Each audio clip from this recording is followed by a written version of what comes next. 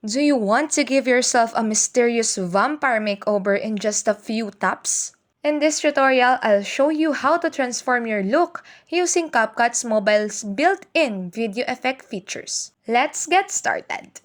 Open CapCut Mobile and tap New Project. Select the video you want to edit and tap Add to import it into the editing timeline. From the bottom toolbar, tap Effects, then select Body Effects. Go to the section of Dark, and there you can browse through the available effect categories, or you can search for Vampire. Tap the effect to preview it on your video. It will automatically add vampire-inspired features such as pale skin, dramatic eyes, and sharp fangs. If you're happy with the result, tap the check mark to apply the effect. Drag either end to shorten or extend the effect. And play your video before exporting to see the final result. And that's how you turn yourself into a vampire in CapCut Mobile.